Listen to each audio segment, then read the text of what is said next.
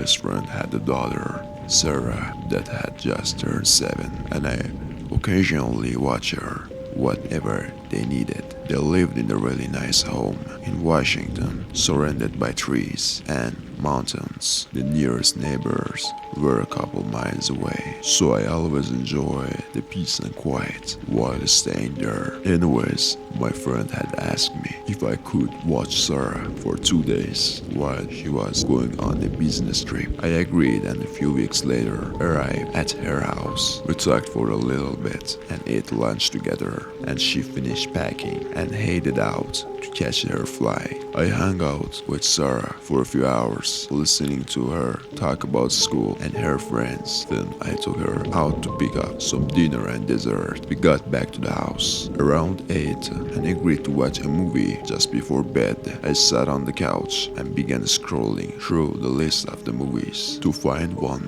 When I hear Sarah ask me, "Who is that?" I look where she's pointing, at the front door, and then hear someone knocking. With the house being so isolated, I never thought anyone would come up to the door. Nervously, I walked over and cracked the door open. There was a tall man standing on the porch. He looked a little surprised when I opened the door. "Can I help you?" I asked. He leaned to the left, looking through the crack to the door, then replied, "Sorry, just making sure someone was home." Then he turned away and started walking.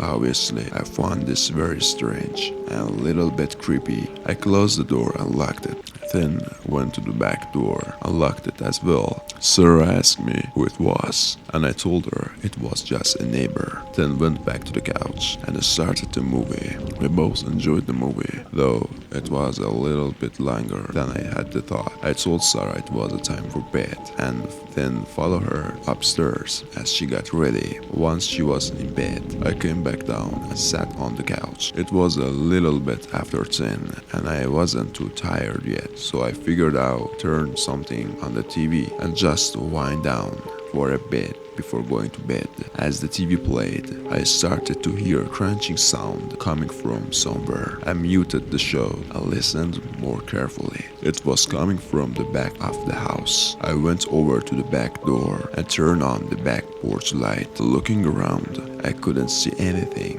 other than an empty porch with the trees in the background. I stayed there, listening for a few more minutes before eventually heading back to the couch. I wondered if my mind was just messing with me, as I was a little creeped out by being in a house surrounded by a forest in the dark. I always felt safe during the day and actually really enjoyed it, but as soon as the sun goes down, I get a little uneasy. Anyways, I turn up the volume again and decide to lay down as to get myself more sleepy. Apparently, it worked too well and I fell sleepy to the couch shortly after. A couple hours later, I woke up noticing the TV was still on. I turned it off and sat up, rubbing my eyes tiredly, but then I started to get uneasy, falling again, as I noticed how silent it was in the house. There wasn't a sound at all. Then I began to hear that same crunching sound, but this time clearly sounding like footsteps. It was coming from the right side of the house, which was right by the room that I was in. A few seconds later, they stopped, seemingly right outside one of the windows that had curtains down. Truly frightened, I walked over to the window slowly and quietly and pulled back the curtain. Nothing was there. I looked around and didn't see anything. I figured I had been imagining it and was just really tired. So I got a glass of water and headed upstairs to get to the bed.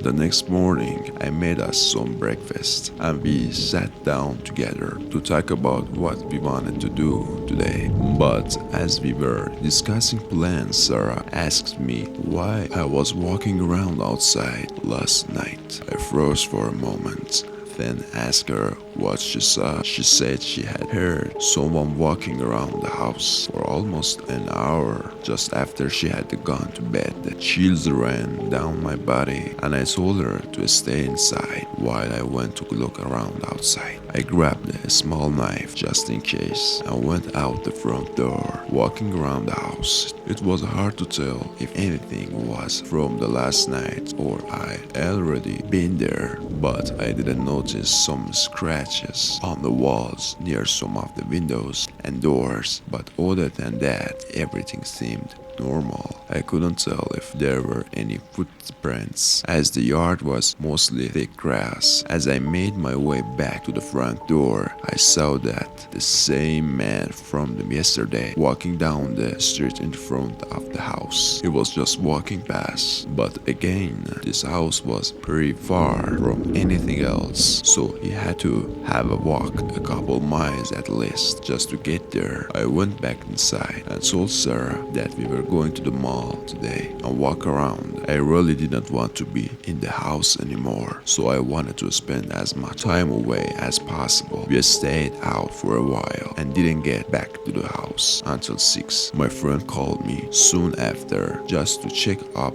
on us. I mentioned the strange man that I had seen and described his features to her, and she actually said that she recognized the man from a few weeks ago. Apparently, he had to come up to her house and asked if he could stay the night, to which she obviously declined. We agreed that if anything else happened, I wouldn't take any chances and would call the police. As the sun started to go down, I made sure to check all the doors one last time to make sure that they were locked. It was around 9 p.m. and Sarah and I were playing a quick board game before bed when we both started to hear the soft tapping noise coming from the outside one of the windows. I stood up slowly. I told Sarah to stay calm, but then a loud scratching came from the outside the walls of the house right by the window in the room we were in. I grabbed Sarah and ran into the garage. We got in the car and backed out of garage and backed out of the driveway as quick as I could, making sure the garage fully shut before driving off. I couldn't see much in the darkness as we were leaving, but Sarah said that she saw someone running into the trees behind the house. I pulled into the hotel parking lot and called the police to report the incident, then called my friend to let them know what had happened. We were met 10 minutes later by 2 officers at the hotel, and they informed us that 2 more were at the house looking around. I told them everything and gave them description of the men, and eventually they left. We ended up staying in a room at the hotel for the night. The next morning, my friend called and said her flight was just landing and she would be back in an hour, so we headed over to the house. We waited in the driveway for her to arrive, then we all went in together to make sure it was safe. I stayed for a few hours just to talk about everything, and then I said goodbye and went home.